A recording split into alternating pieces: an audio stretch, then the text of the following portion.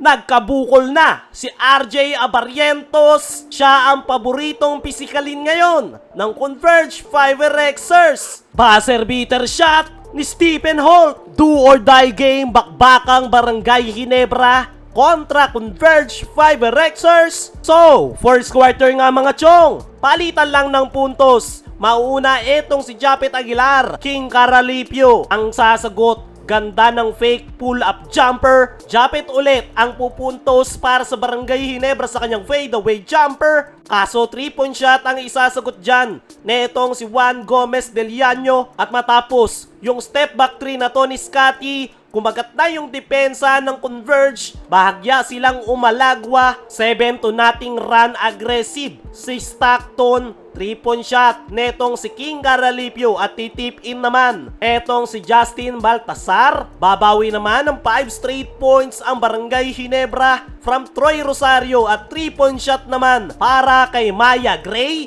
Ang kaso biglang aatake sa ilalim si Justin Arana. Timeout ang Ginebra, 3-point lead para sa Converge Fiverexers. After timeout, agad na inatake ni Arana ang painted area, tatlo pa yung bantay. Pull-up jumper sa 3-point area yung sagot dyan ng Ginebra from Jason David. Matapos nyan, kawawa si RJ Abarrientos. Tinamaan na ng siko sa muka. Siya yung focus ng pamimisikal ng Converge. Pull-up jumper naman sa kabilang dulo si Stockton. Kaya natapos ang first quarter, 21-19, 2-point lead para sa Converge Fiverexers. Pagpasok ng second quarter, ganda ng depensa ng Converge sa ilalim, kaya naman dadaanin na nila sa outside shooting, open 3-point shot para kay Norbert Torres. Hirap na mapigilan etong si Justin Arana sa ilalim. Pipiso lang muna etong si Japet, sabay biglang nag-tomahawk dunk. Ganda ng pasa ni Juan Gomez Del Llano kay Stockton, open easy basket. Ang kaso nagpaulan ng 3-point shot ang Barangay Ginebra from Jason David at Norbert Torres.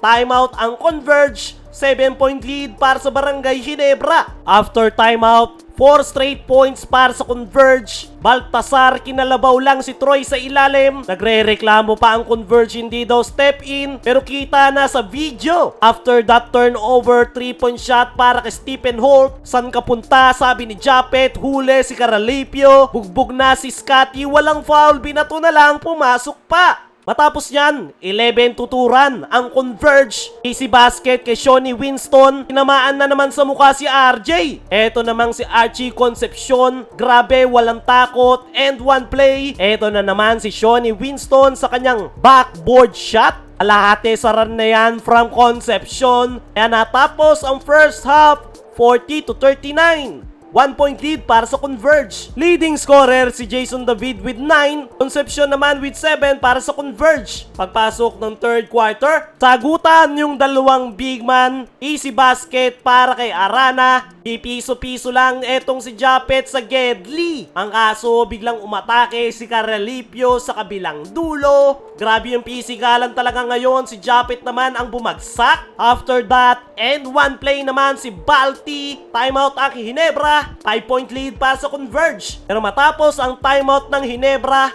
dalawang sunod na 3-point shot from Jeremiah Gray at Scotty Thompson. Sasagot ng 3-point shot etong si Juan Gomez Del Llano. Pero mini-run para sa Barangay Ginebra. Aggressive Scotty. Ganda naman ng spin cycle netong si Troy Rosario sa ilalim. Pero babawi rin ng mini-run ang Converge. Open si Arana sa ilalim. Pull-up jumper naman from Concepcion. After nyan, Ginebra naman. Nakaapat na talon si Troy Rosario. Aggressive Scotty Thompson na naman to the basket. Nagre-reklamo si Balti. Buti na lang may replay. Siya yung nag-ipit sa kamay ni Scotty. After nyan, sa wakas, pumukol na sa 3-point area si RJ.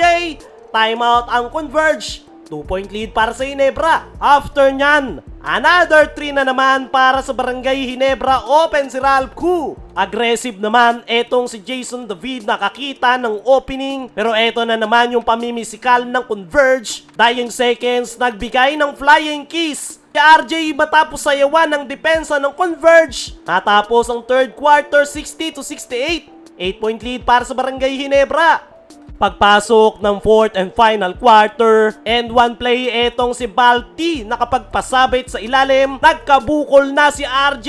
Baka sabihin nyo, arte pa rin yan. Pero after nyan, biglang naging aggressive, sabay pull-up jumper. Pero makakakuha ng end one play etong si Juan matapos mapasabit si Scotty. Baba sa 3 ang kalamangan ng Hinebra. After nyan, another 3 na naman ang ibibitawan netong si RJ Abarrientos. Aggressive naman etong si Scotty to the basket. Laking hinayang naman ni Japet matapos di pumasok yung kanyang tomahawk dunk. Eto naman si Juan, agad na inatake yung depensa ng Hinebra. Pero agad na sumagot ng jumper si Torres sa kabilang dulo. Timeout ang Converge. 6-point lead para sa Hinebra. Ganda sana ng depensa dito ni Jason David. Ang kaso, sama ng kanyang bagsak, diretso na sa dugout. Foul trouble naman si Scotty. Tawagan ba naman ng foul yan? Bolang-bola. Kaya naman, unti-unting gumagapang ang Converge. Arana sa ilalim. Atake naman itong si Concepcion sa loob ng painted area. Timeout ang Hinebra. Tabla tayo sa 77. After nyan, clutch 3-point shot ang pinakawalan